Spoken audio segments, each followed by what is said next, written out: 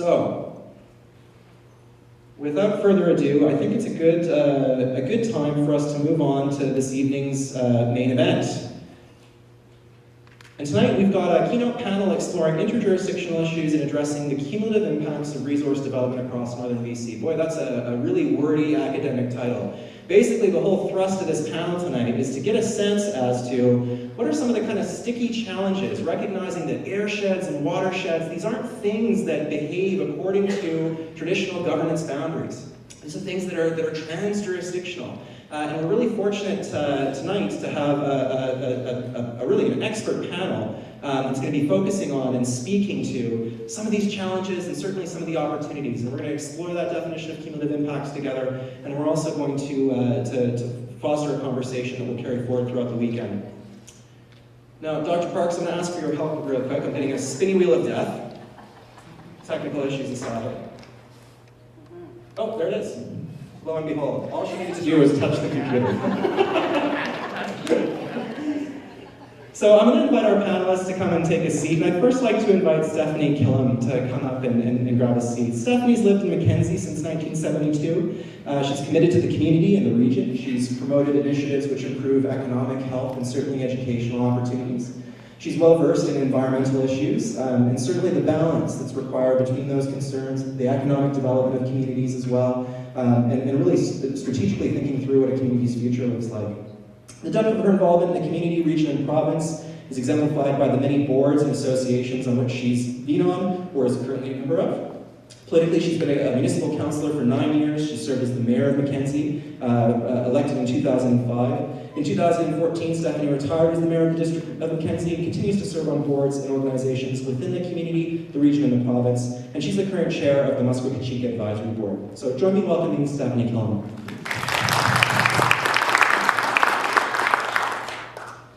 Next, I'd like to invite Ross Wilson. Hi, Ross. Ross is the Director of Stewardship with the Metlakatla Stewardship Society. And the Metlakatla Stewardship Society is responsible for the oversight of the Stewardship Office, the mandate to protect the lands, the waters, and the resources within the Metlakatla territory. The vision of stewardship that they've got is to provide a program that ensures the members have access to resources in their community in perpetuity. The Metlakatla Stewardship Society is engaging with provincial and federal governments, industry, environmental organizations to inform all parties of Metlakatla's new stewardship program, and they'll continue to address all development impacts on the lands, waters, and resources on behalf of that body. Ross has also been involved with numerous intergovernmental First Nation stewardship initiatives, including the latest Tsimshian Environmental Stewardship Authority, which is just getting up and off the ground and is very exciting. So join me in welcoming Ross.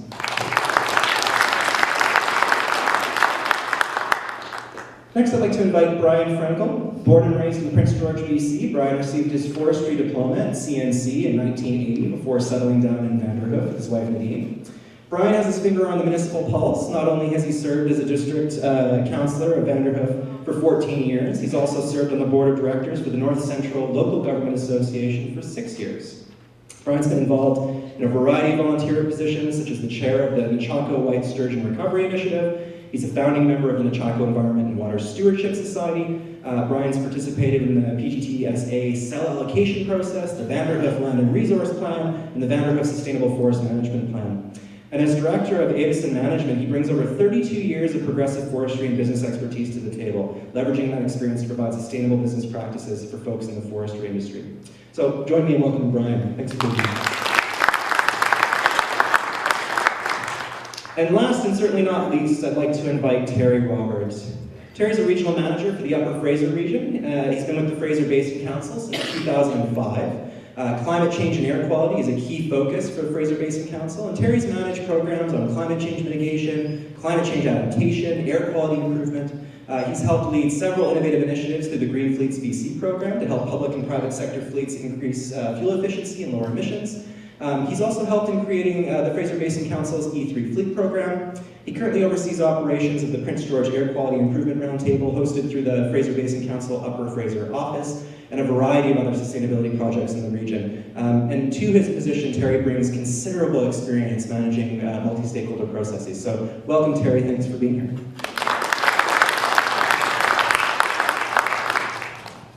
So this evening is less of a didactic presentation and series of lectures, and more of an informal conversation. So really what we want to do is just kind of sit down and cut to the chase and get to know these folks and get to know what they've been working on and how they think about this topic and how it's informed some of the actions that they've undertaken over the course of their very long and diverse careers.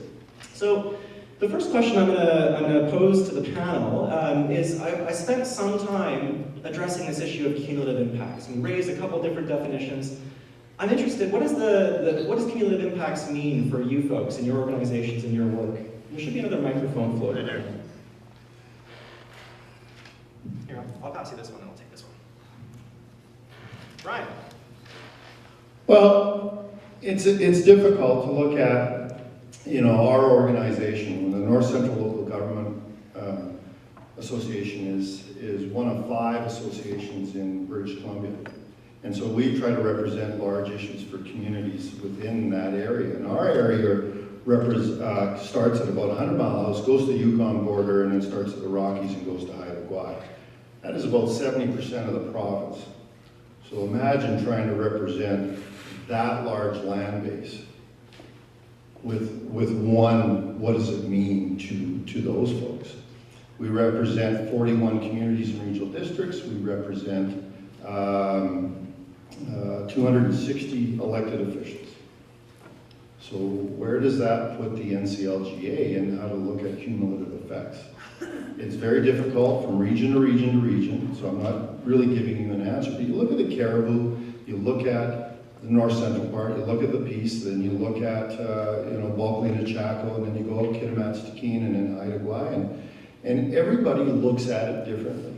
And resource communities have developed from extraction of whether it's forestry or fishery or mining or all of those things.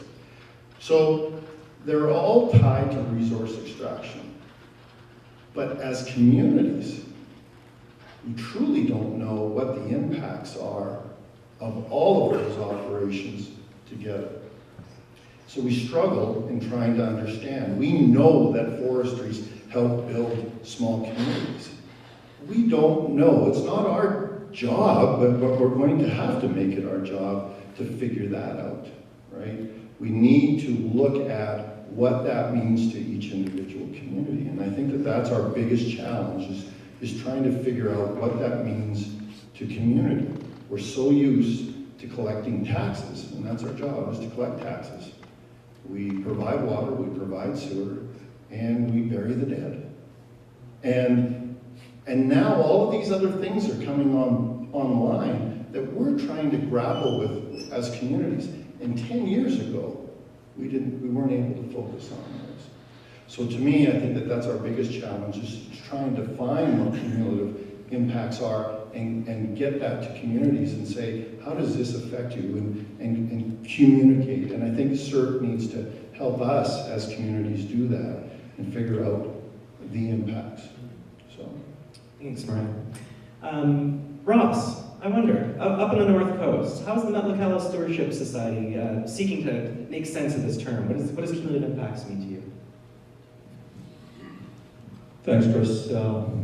Well, I don't think I can add to what you just provided more than, to us we see it as changes in values from the the economic pressures. In its simplest form, we look at it that way. And this question came to us up to as early as 2012 when the stewardship program first opens its doors and we started addressing this LNG interest on the downside, more the facilities, and Chief Layton and Governing Council wanted some answers to those questions. What impact will it have? And we got very specific on the values that Metlakatla memberships have, not just the city of Prince Rupert or the Northwest itself. We concentrated on the membership. And we also expanded to look at the territory, which is going to be the city of Prince Rupert and a bit of Terrace. So our initial thoughts were to address it from the membership point of view. And we initiated the first phase of our work, and we'll be able to cover some of that discussion tomorrow with one of my staff being in the audience today, but in the simplest forms, it's a change of values from the pressure. Thanks, Ross. It's a nice point of synergy between Brian's comments and Ross's comments. So recognizing certainly that this idea of cumulative impacts is going to mean different things to different people, but I do like the idea of going back to local values, figuring out what the local values are, and using that to inform that understanding. Stephanie, now in your experience as a former mayor of the District of Mackenzie, but also as the current chair of the Muskoka-Chika Advisory Board, are there differences in terms of how you understand cumulative impacts in those two roles? I'm very fortunate. I'm very fortunate actually to be able to have that kind of cross balance. As one of the communities that are within the North Central, Government Association, we look at it maybe a little differently than some of the others that maybe don't rely on resource extraction. But I'm going to read a couple of things here.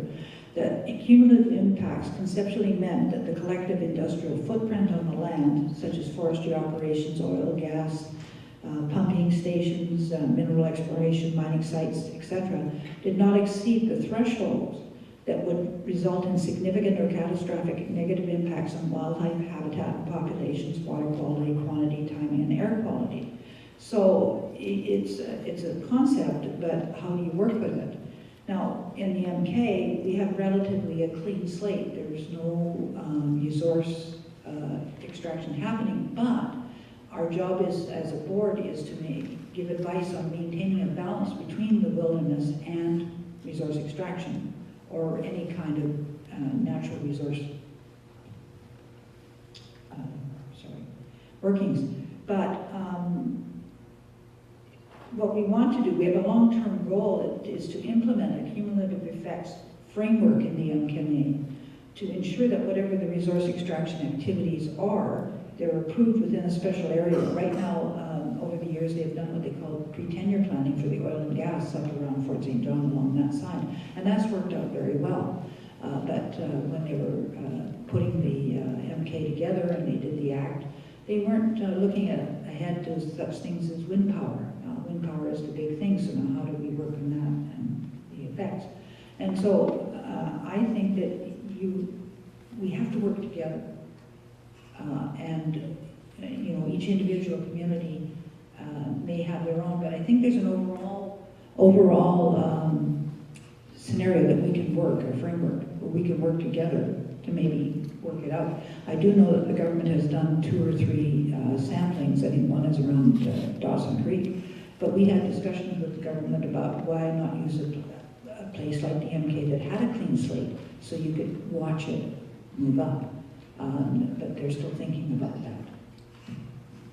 Thanks, Stephanie. And Terry, so from a watershed perspective, the Fraser watershed is this enormous, massive land that crosses multiple jurisdictions. How is it that the Fraser Basin Council, how is it that you make sense of that idea of cumulative impacts? Well, I definitely feel like the imposter on this panel tonight, but I also look out in the audience and there are people out there that have forgotten more than I've ever known about cumulative effects. So, there's a lot of expertise in the room. But for me, it's kind of it's one of these things. It's at the corner of my eye, and every time I get a look at it, it moves. My definition is evolving over time as I talk to more people and find out more about what it means from different cultural perspectives or even different types of governance or decision-making models. But currently, my working definition of cumulative effects analysis or decision-making is it really falls back to what our vision is at the Fraser Basin Council, which is, to me, it's a decision-informing process that is designed to maximize social well-being, while having a vibrant economy and a healthy environment. The reason it's only a decision-making information process is that my definition of social well-being and your definition of social well-being might be very different. And so it really is only a tool to help decision makers, elected officials, etc., to make informed decisions and really understand the positive and negative negative externalities associated with various decisions to mobilize on the landscape. It's an interesting process in the way that it really is, from a market point of view, designed to address, in some ways, the tragedy of the commons, in the sense that there are some things that aren't directly attributable to the price of a good or product. And so, therefore, cumulative's assessment can be a process for identifying not just the negative things that are happening on the landscape as a result of human decisions, but also the positive impacts and where those impacts feed into our social well-being. And so, if I think about it, it's a very difficult process, and people are rightfully concerned going forward because it does require complex thinking, and it requires interjurisdictional, multiple professionals, multiple perspectives, and it really is, in a way, from my current point of view, it kind of goes back to that old saying, an ounce of prevention is worth a pound of cure. And in some ways, I view the cumulative assessment process or decision-making process as a way for us to make those sorts of informed decisions. And also to have rationale for why we've made some of those decisions so that we can better communicate to members of the public as to what the goals and objectives for a various area are. The other thing that I struggle with under the concept, and I'm excited to hear what other folks think about this idea, is that because it is complex and it is additive and it requires lots of different levels of data, it's also very easy to be subject to scope creep. And so the analysis part can become very problematic, and it's very important that that dialogue amongst the groups of people involved is strong, and the trust is there to ensure that you're not actually measuring things that may not have a good indication on whether social well-being is being improved or not. Also, your resource managers are constantly working with incomplete knowledge. So they're making decisions on the fly all the time, trying to make the best decisions they can to meet the objectives of their professional ethics, their agencies, their communities, etc.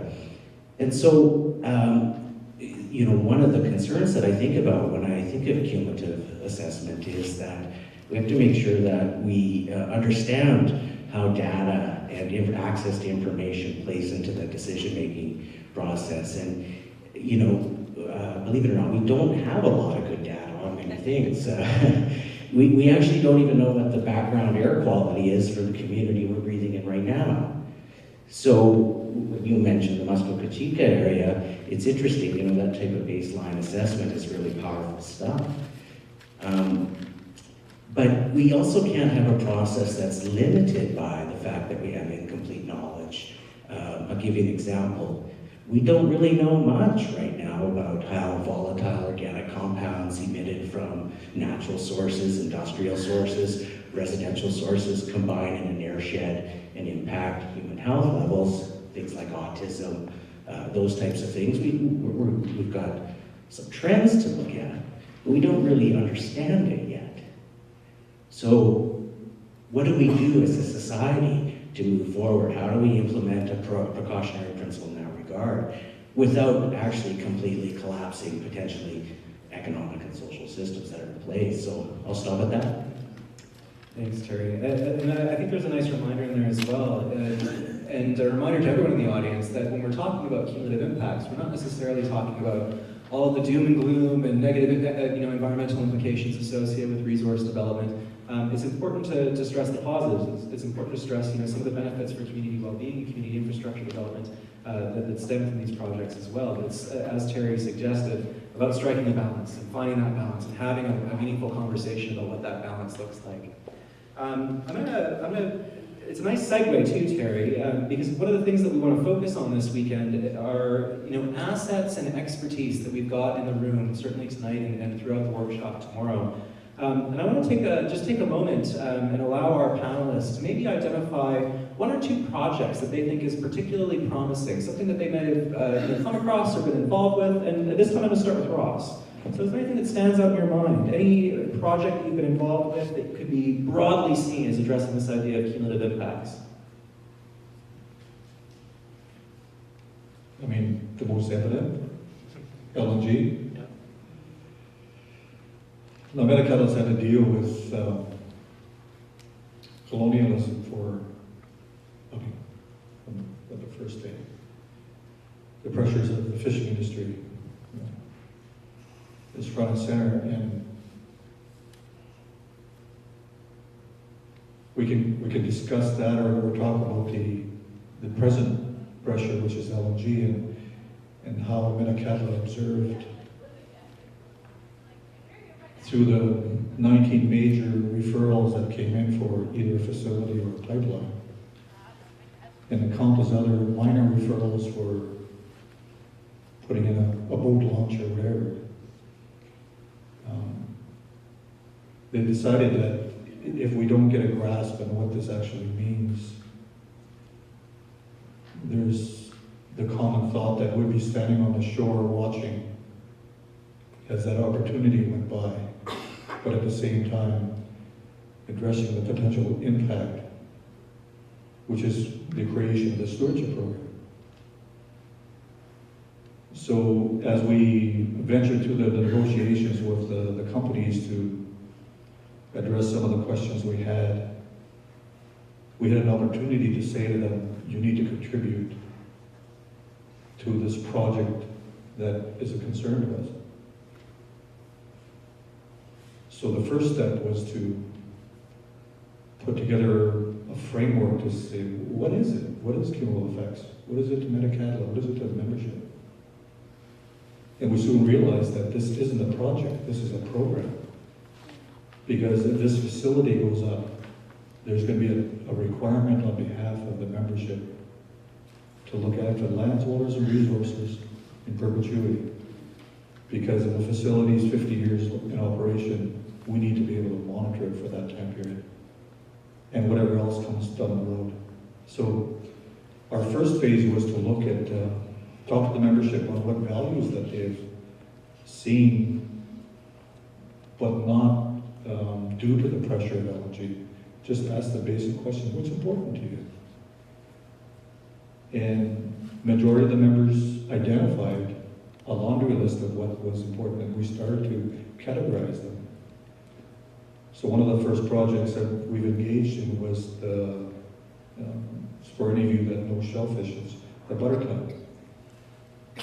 It's a stable food diet for the membership, and the impact from, well, fishing and not overpopulation, but increased population in the Rupert area has affected Metlakatla's clam piece areas.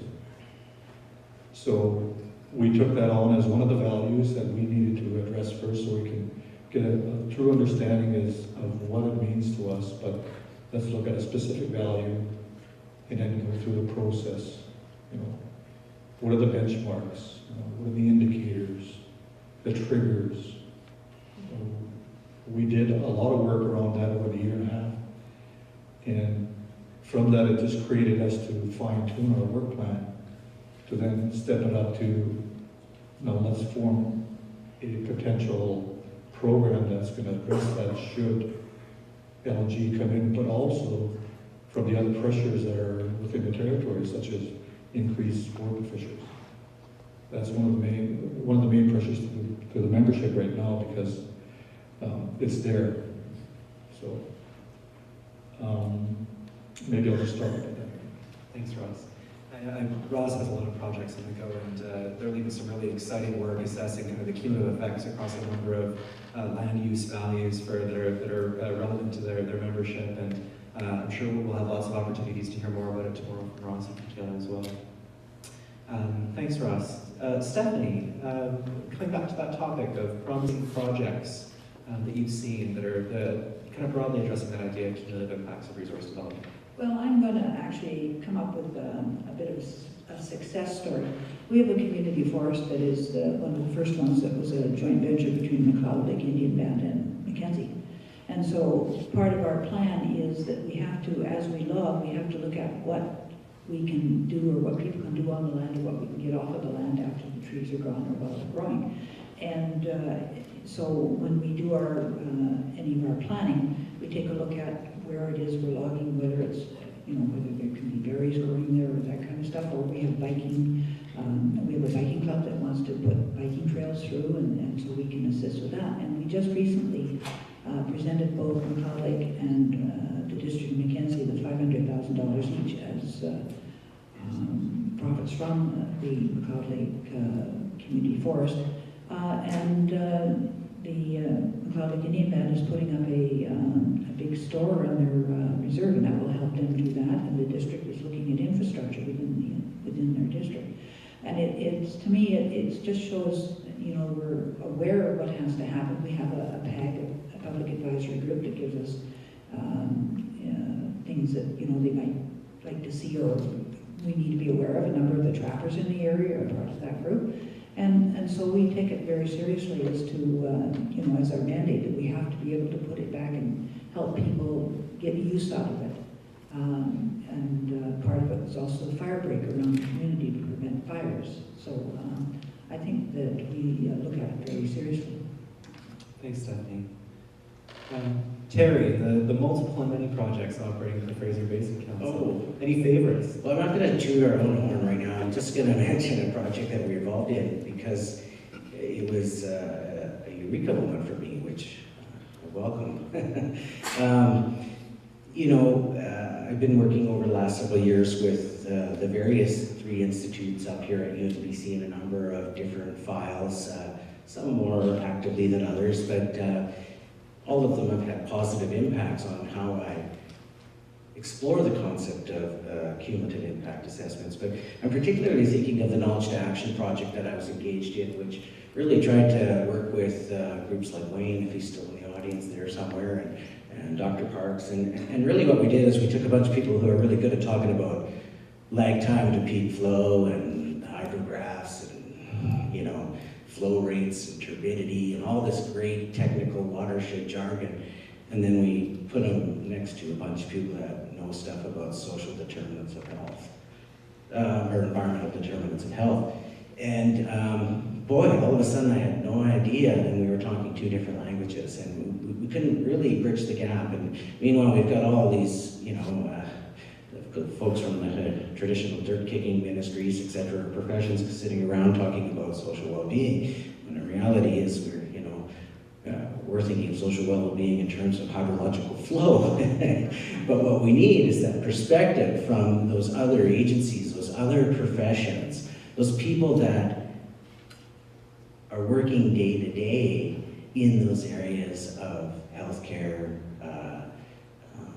social services, all of those sorts of things, to understand that kind of, I guess, basic human instinct for connection with nature and an on-the-ground experience with nature, and understanding humans, the impacts of human presence in a positive and negative way, and really what people are doing to address it. So I found that to be one of my most positive experiences, in the sense that it opened me up to a whole new language and a whole new dialogue with a group of people that I hadn't historically been able to work with, yet always needed to, but somehow just didn't know it.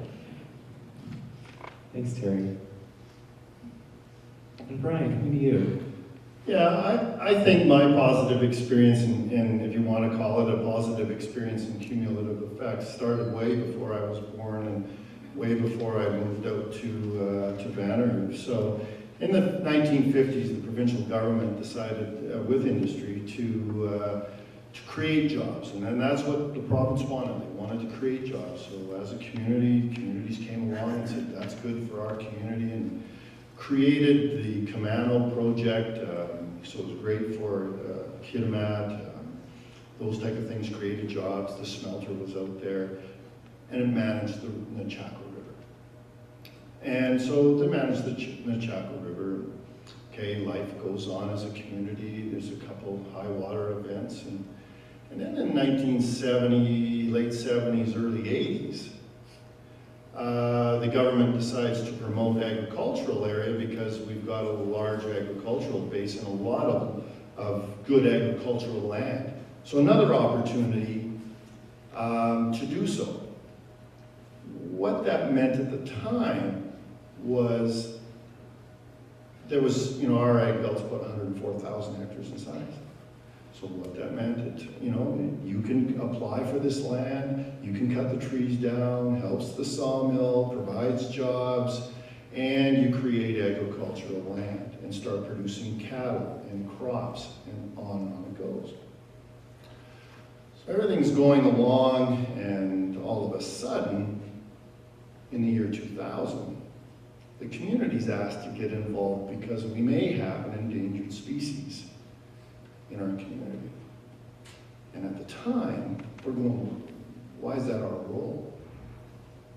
And we got involved because if there's an endangered species that was in our Chaco River, we would want to know what was going on because habitat can be protected as well under the CIRC. And so we got involved for that reason. But we ended up being the champion to bring an Chaco white sturgeon recovery facility to our community. So it started off as not even in our purview of government. It didn't even start off as a glimmer in our eye, but we ended up being the champion to get industry to the table with Freshwater Fisheries BC and the provincial government, and made it happen. And there were times that they were pointing fingers at each other going, that's not me, that's you, that's... But we got them together, we got the facility built, and it took time. It took over 12 years to get the construction started, and last year it opened its doors. So cumulative effects can start years back, and they all have. And they gradually stack up on top of each other. But that's where is anybody really looking at what it's doing to the entire ecosystem? And I don't think, I think we're maybe we're on the cusp now of doing a better job, but I don't think we did that in the 50s, 60s, 70s, and 80s. And I think we're dealing with those impacts now. And we look at it as our organization, and Wayne's part of that organization as well, but we look at it as the sins of the past are the sins of the past. And we can champion some of these things and make them a lot better for our communities. So that's how we, as a community, and there's lots of other communities, there's 41 in our area, but that's just specific to how our community got involved, and because of cumulative impacts on the water resource, and they only worried about salmon at one time, and it ended up being this endangered species called an Chaco white sturgeon, which we are now saving. Thanks, Brian. Some really interesting points in there around the intergenerational idea that gets wrapped up in this idea of cumulative impacts, and also the idea of multiple land use legacies, and starting to really kind of unpack what those things mean for kind of the contemporary situation, for the environment, for our communities, certainly for our health. I'd like to move to Stephanie, and I want to kind of reintroduce this idea that was kind of at the core of tonight's panel, which was thinking about interjurisdictional issues and addressing cumulative impacts. And Stephanie, I'm wondering from your perspective and your experience, what are some of the challenges and some of the opportunities associated with working across jurisdictional boundaries? Well, some of the disadvantages are when people don't listen to each other and they get very, very focused on what is their little corner of whatever it is. In the case of the Musqueam-Cachica, we have a cross jurisdictional board. There's the people who are out on the land, there's First Nations, and we now have industry. And so what we're trying to do is to balance off how can we make it all work so that, because we have a clean slate, like there's no real compounding of any particular resources or anything on the land base. So how do we take a look at what's there? How do we measure, what it is we plan on doing? How do we talk to each other? And sometimes I have to keep them from drawing a line in the sand because the nature people and the resource people don't quite see eye to eye. And my job is to make sure that they do see eye to eye because I can see both sides of the question. They all want to make things work. They talk about, well, we have to be careful of all that, but again, they tend to get narrowed down. So people have to think out, they have to go out, you have to take them out there so they can see the whole bigger picture. It's just like anything else when you're planning with your community. You know, instead of looking 2 years down the road, you should be looking 25 years down the road as to what's happening within your community and how is the increases of the mining, or you've got oil and gas, or anything else like that. How does it affect your infrastructure? How does it affect the wildlife in your area? Because most of the communities are surrounded by all kinds of wildlife. And what about the water? Our watershed, the only way we could protect it was to put it in our community forest. So if it's going to get logged, we'll log it the way it should be logged, even if it has to be hand logged, because otherwise it's not protected. And people need to look at their watersheds and to protect them. You know, there are no laws that protect them because they can come in and whatever. And companies, they need to kind of listen more instead of looking at the bottom line, which is what they all do. They look at the bottom line and they take all this in, but if the bottom line doesn't match, we need to get away from looking at the bottom line. All of us, when we're living, you know, so we make $50 an hour, you know, we could probably do a lot better on, in fact, we got more money, more things out of the $20 an hour, but now $40 an hour doesn't buy you, right? So people need to, and you need to have champions, I think. Somebody has to champion it, has to be committed, and to pull the others along with them and to show. And again, we make decisions without knowing all of the information. We just make snap judgments, and we shouldn't be doing that. And as more people come along, and as we encroach more and more on the wilderness and whatever, we really need to look at that, because we need to. Everything that's out there is an aid to us, but we have to look at it that way. Thanks, Stephanie. Another nice reminder there that, you know, the bottom line needs to go beyond just dollars and cents. We need to be thinking about what's good for certainly the economy, but also what's good for people, good for the environment. Terry, in your experience managing some of these really complex and complicated, sticky, multi-sectoral and multi-jurisdictional issues, challenges and opportunities in conducting that work. You bet. So I'll just dive into one area. So let's take air quality. So you've got different orders of government with different various responsibilities within the enforcement and protection of air quality within communities. You might have the provincial government setting standards for pollution exposure levels for different types of things. You might have a local government with a bylaw to manage backyard burning. You might have a railroad running through your community which is regulated by the federal government. What ends up happening is you take one issue like air quality, or one opportunity if you will, and then you start to add in the different levels of regulation and jurisdiction within it. And then there's one other one that, you know, unfortunately often gets left out, but it's as we're, you know, this is becoming more and more common within the court decisions, and it's something we've recognized at the Fraser Basin Council for years, that Aboriginal title and rights exist. How do we incorporate that into cumulative effects assessments or decision making?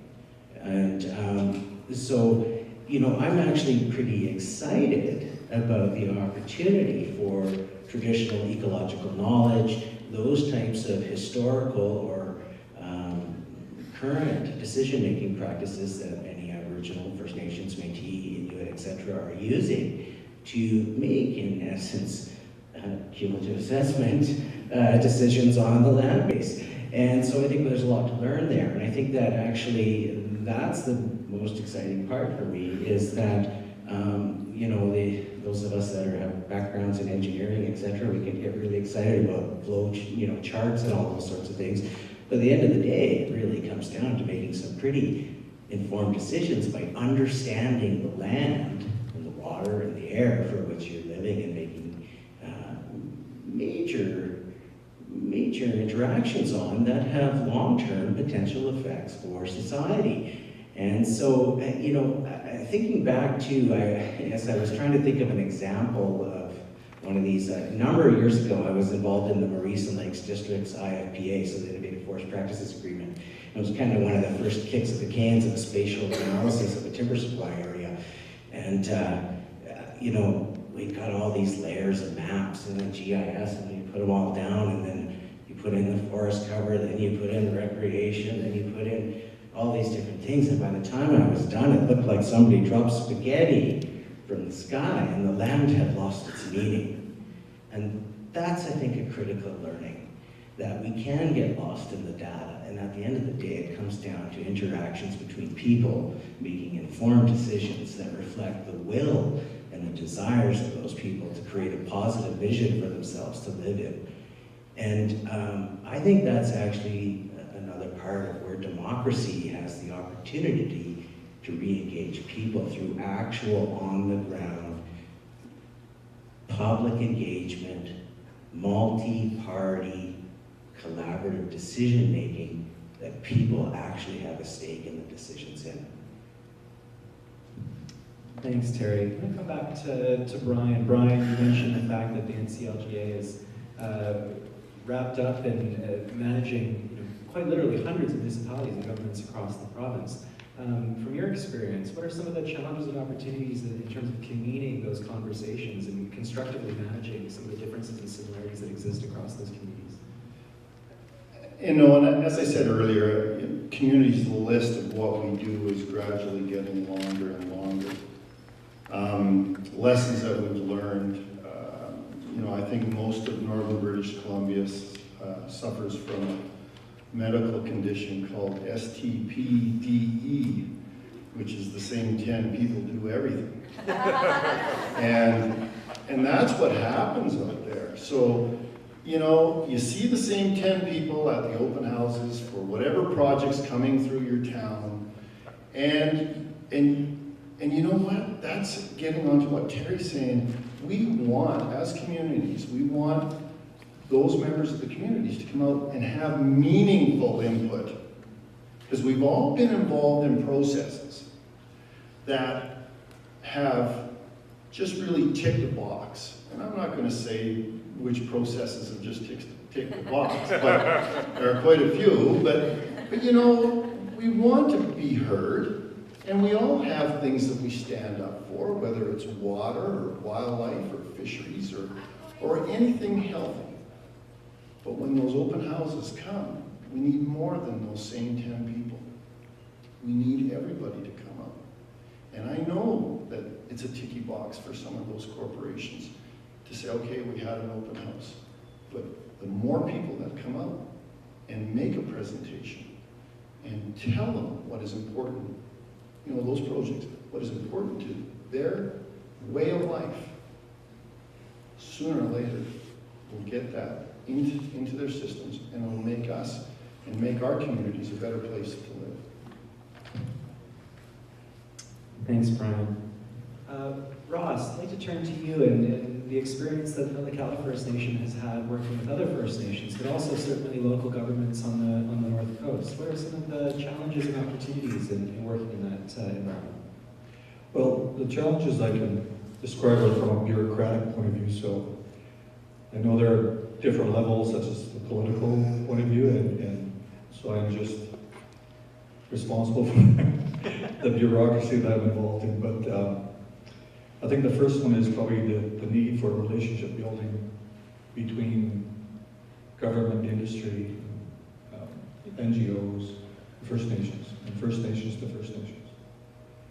So there's a real requirement to, specific to this question, look at relationship building so that the work that we do,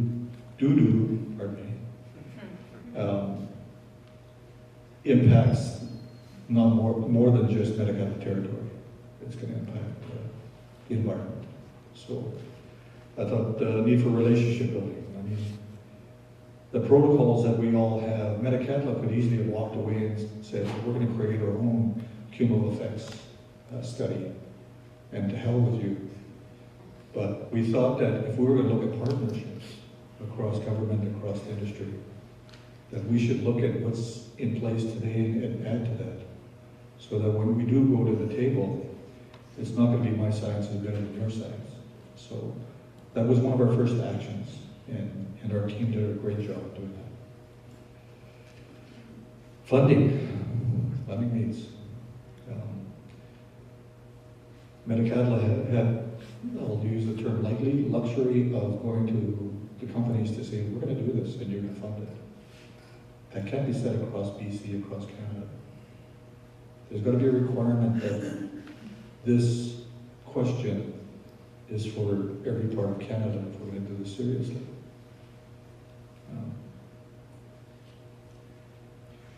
And the results from the work that we do must be part of the decisions that are made in government.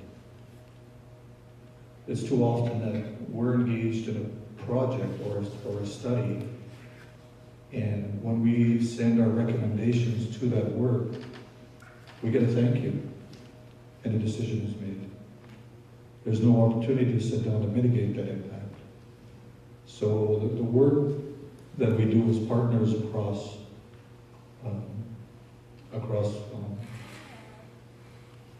First Nations, across government, across user groups, has to be able to apply to decisions.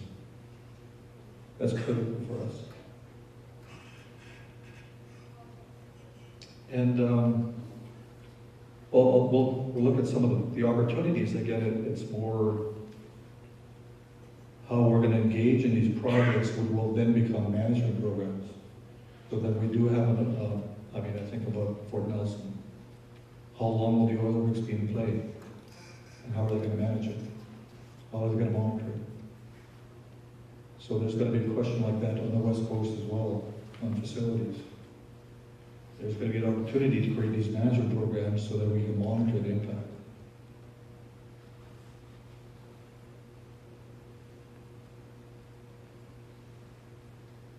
Yeah, I think maybe I'll just stop on that, but maybe to add to your quote of sins of the past. From our perspective, the sins of the past have become policy of today, and that can't be. So if we look at a partnership across all demographics, government, industry, we're going to be able to make that change. I want to add one more. Please do. Please do. There's something that we seem to forget when we're all talking. What about the youth of today? Where do they fit in? They're going to be, the leaders of the future. So how do we get them engaged? How do we find out what their ideas of what is cumulative effects or what will affect them or how they see the future? We tend to forget all about that because, and I'm reminded constantly, I worked in a high school for a long time, and they have a say and they have ideas. We don't listen to them as much as we should. Just building on that, and I was thinking back to the comment of maximizing social well-being and engaging with youth and population demographics. I mean, we're seeing changes in demographics as Canada's population ages, and so there's certainly going to be demands on infrastructure and opportunities associated with that. But, I was thinking about it, and one of the things that it's important to be conscious of when we're making these types of cumulative impact assessment conversations or trying to make a decision or inform a decision around it is that, it depends where you look and how wide you look. So scoping, going back to that original concept of scoping, it's absolutely critical. You can make or break an analysis by improper scoping. I'll give you an example here. We've got watersheds within the area that have been heavily impacted by mountain pine beetle. We have guidelines that kind of say, if you start to have maybe 30% of a watershed in a condition equivalent to a clear cut at any one point in time, it might start to be bad for fish and other things. But we had a mountain pine beetle epidemic, and so a lot of intensified harvesting activity was done. And in some of those watersheds, if you look at them, the equivalent clear cut area might be pumping up to 50%. But if you step back a little bit further and look off the public land and include private land and the stuff that's approved under the regional districts and those types of agencies, all of a sudden that equivalent clear cut area in the watershed could be up to 70%. Then you start to think about, well, what impact is that going to have on berry numbers? Are we going to see, because we've got a lot of cut areas, are we going to see berry numbers shoot up and all of a sudden see an increase in the number of bears? And what impact is that going to have in Prince George, where we're one of the highest number of bear-human conflict communities in the country? And then you step back a little further and you say, well, what impact is that going to have on bridges and rail crossings and recreational opportunities, maybe a park or a spiritual area that's been along a water body that might be washed out because all of a sudden the hydrological flows have all been altered due to the changed state of the watershed.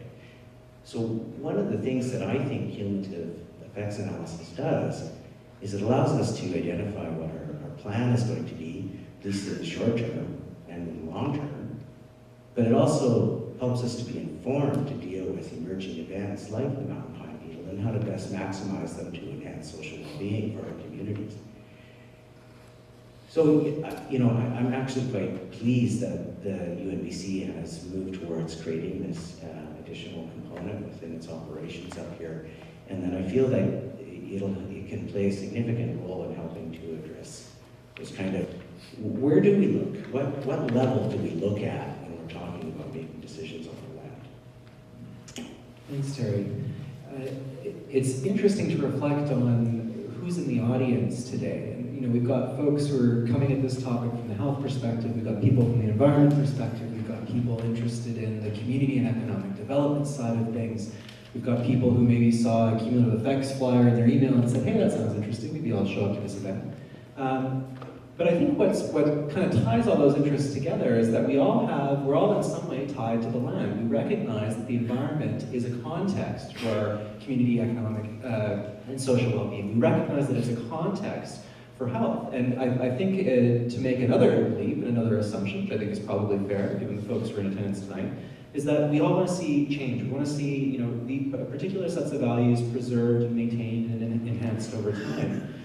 So thinking about that and reflecting on that point, I'm wondering if you folks, before we get to Q&A and open it up, could just kind of briefly respond to that idea about how is it that we get to that point? How is it that we start to affect change? In your experience, what kinds of lessons have you learned about how we actually affect change in these really big, sticky, messy topic areas? And maybe Terry, I'll give you the privilege of starting. How do we start change? Well, I actually, maybe I'm optimistic on this, but I actually think society is looking for a spot to engage in the democratic process in a meaningful way. I think that cumulative effects, decision-making or assessment, whatever you want to call it tonight, is that topic that can bring multiple perspectives together to really define a vision for sustainability for the future of our country and our communities. I think the other thing that we have to bring into this is that we can do cumulative effects analysis at a watershed level, at a province level. We're living on a planet with a lot of people on it. And so there's a component, an international component that we need to consider. You look at the global risk water risk maps. It's red all around us. But we have quite a bit of water here. So, what is our obligation as an international member of the international community in those regards? And so, I think cumulative effects it's important to have that local, regional, provincial, national, and international component into it without killing it through paralysis from analysis. So that's what I'd say. I think that people have a growing interest and knowledge and perception of what's happening out there. The more industry, the more smog,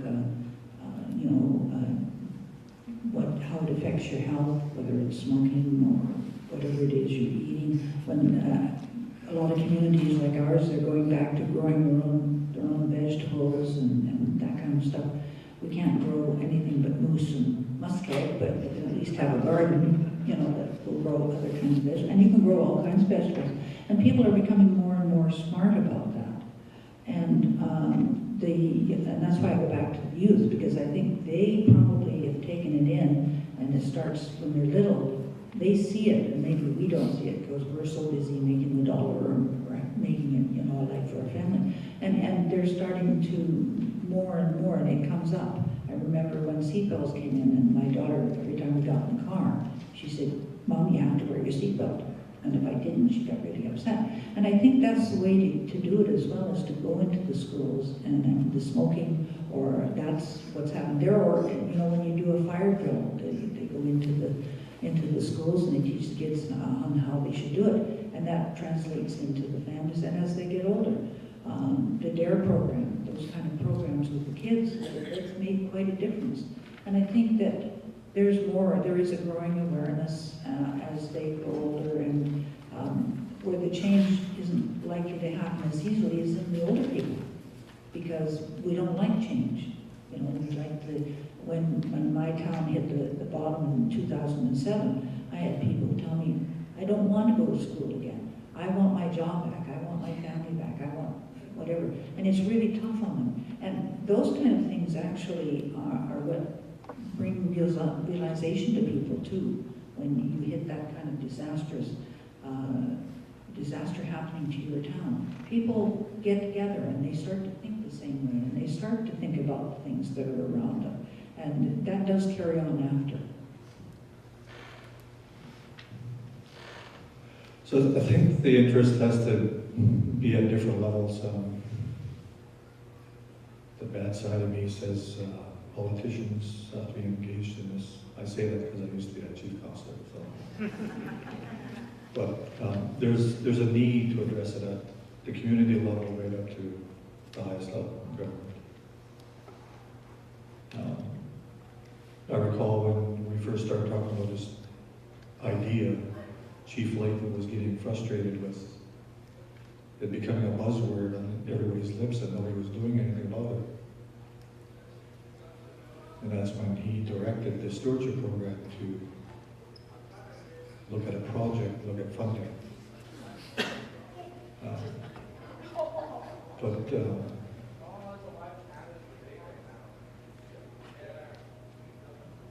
I just lost my train of thought. I got so much things going on in my head here.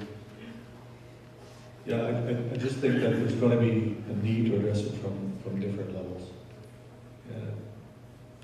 It's going to be frustrating if Metlakatla engages in it and the work that we do goes nowhere. I guess we've referred to the Simpson Environmental Stewardship Authority that initiated from the work that we were doing, because the same question was being asked amongst all across 5 communities. So now we're going to have the ability to answer a pretty big question for ourselves. I'll leave it at that. So how do we affect change? How do we as communities get more involved and get our members of our communities to a better situation? It's very difficult. Opinions are diverse, but there are champions in every community. And I think that government itself can find those champions and either help them along or engage those folks and start to make change. We should never be afraid as individuals or communities, elected officials or whatever, to roll up our sleeves and get our hands dirty. As I keep going back to that one issue that affects our community, we never thought sturgeon was going to be an issue. It never was on the horizon. But we got involved. And it doesn't change, does not and will not happen overnight. In the case of this recurring theme of the sturgeon, it took 12 and a half years, and it's now 15 years into the process because of what happened in the 50s, 60s, 70s, and 80s. And we're still not out of the woods. But to me, that's how we get involved. And you follow those champions, and you give them as much as you can as a community. You give them as much as you can. You give them as much support. And when they can't get to the provincial or federal government, you go on their behalf and try to get help for them as well. Because it's all about It's all about partnerships and not partisanship. And we all have to start looking at it from that point of view and being partners together to make things better for our communities. And champions are not always the most obvious. It might be somebody who doesn't say much but does a lot of work. That, leadership is not about being out front. Leadership is about being able to get people to work with you, to be committed to something, to have a vision, and to work towards it until you reach your goal. I don't normally take positions on things, but I think this is a fairly safe one. My personal position is people want to wake up. I hope. They want to get engaged in some sort of meaningful way to direct their future. I think they feel a little at sea right now. I think this is a mechanism, and the neat thing about it is it doesn't have to be done in a great big kumbaya fashion all the time. It can be done on specific topics, working within areas, as long as there's mechanisms to lead those forms of decision making. We don't have to always have all the health people out with all the watershed people, as long as they know each other. The other thing I was going to say is, and this is what I often get, I get, there's a few people in this audience that I've been in rooms with, you've got 300 red-faced, mad residents yelling about formaldehyde levels, or something along those lines. Often those people are passionate about an issue, and it's about understanding of their issue and finding the proper mechanism to engage them in the process, and understand that the emotional response is that. It's an emotional response, but it may not be just about the issue at hand. It may be about not feeling like you have a voice. So what I often say to people is, if all you're doing is voting, you're not doing enough for democracy. Get involved, join a board, volunteer, attend a public meeting, have something to say. And trust me, there are orders of government and many professionals out there that want to hear it. They need to hear it. They need that information in order to advance change within budget decisions and all of those sorts of things. So it's up to all of us, and that's where I think the idea of cumulative assessment doesn't just involve the engineering and the forestry and the sciences. It involves communications, education, it involves health, it involves all of those things. Well, have you ever seen a wider spectrum of opportunity for addressing people's individual concerns than that? It could be a very powerful way for us to make decisions as a society. Because I think the window of opportunity is here in front of us. I just think about the First Nations who are engaged in stewardship programs, and the cattle being one of them. And it seems like in the past 10 years, government's been recognizing that there's a need to address the questions that First Nations have been asking and demanding. And if we look at the recent court case, it's consent is required now. So if we want to push that window open or kick that door down and create responses to these questions of a cumulative effects program instead of just a project, time's right now.